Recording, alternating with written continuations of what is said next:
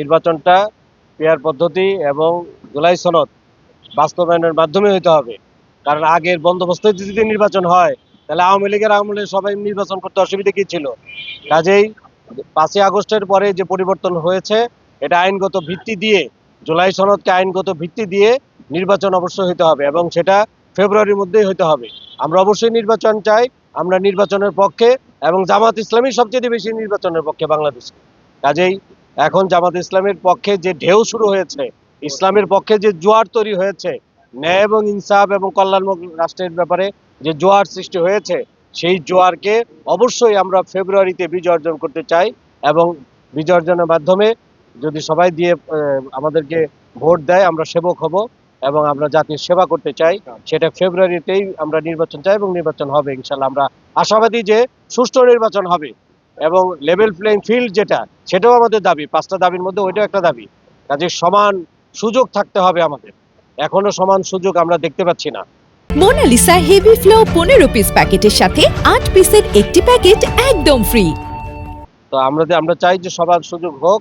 অনেকদিন পরে একটা নিরপেক্ষ সরকারের অধীনে নির্বাচন, কাজে সকলে মিলেই আমরা অংশগ্রহণ করতে চাই। প্রধান উপদেষ্টা তিনি ব্যাখ্যাটা ভালো দিতে পারবেন। আমরা তো মনে করি যে সকল কার্যক্রমই নিষিদ্ধ করা হয়েছে এবং তাদের বিচার চলছে। আরও যারা গুম খুনের সাথে জড়িত ছিলেন, গত পরশুদিন আপনারা দেখেছেন যে চার্জশিট দাখিল করা হয়েছে। তো তাদেরও আশা করি যে খুব দ্রুত সময়ের ভিতরে ধরা হবে। আশা করছি যে ইন্টারিম সরকার বেশ বিশেষ করে ট্রাইব্যুনাল বেশ ভালোই করছে এবং একটা বিচার আমরা দেখতে পাবো। সেটা 12ই ফেব্রুয়ারি নির্বাচনের আগেই আমরা একটা কার্যকর বিচার আশা করি যে দৃশ্যমান বিচার দেখতে পাবো ইনশাআল্লাহ। সেটাকে তো আনতেই হবে, কারণ তার বিচার করতে হবে না, তাকে তো জেলখানায় নিতে হবে, তার বিচার করতে হবে এবং আমরা আশা করি যে সকল খুনের দায় নিয়ে তাকে তো ফাঁসির কাস্টে ঝুলতে হবে। নির্বাচন করে নির্বাচিত হলে তো আমরা কি করব? দুর্নীতিমুক্ত একটা রাষ্ট্র গঠন করব।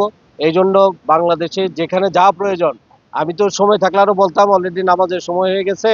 টাঙ্গাইলে তো কিছুই নাই, একটা বাজার করার মতন জায়গা নাই, একটা শিশুদের পার্ক নাই, একটা রাস্তা ভালো নাই। কেমন কোন জায়গায় কি করবেন? একটা ভালো ব্যবস্থাপনা নাই, মানে লোকজন যে চলাফেরা করবে নির্বিঘ্নে, রাস্তায় কোনো আইন লাইন নাই, তারপরে কোনো ড্রেনেজ সিস্টেম নাই, অপরিষ্কার একটা শহর। কাজে সদরে কাজ করার মতো অনেক আছে। আপনার কি বলে, নদীর কোনো শাসন নাই। এই যে চারাবাড়ি ব্রিজটা আপনারা দেখছেন, ভেঙে চৌচির হয়ে যায়। প্রতি বছর থেকে এখান থেকে ওই যে গাভিন বিয়ানের মতন হয় আর কি, সবাই উৎপাদন করে। হ্যাঁ, সবাই টাকা খায় এখানে। এই টাকা খাওয়া বন্ধ করবো আমরা।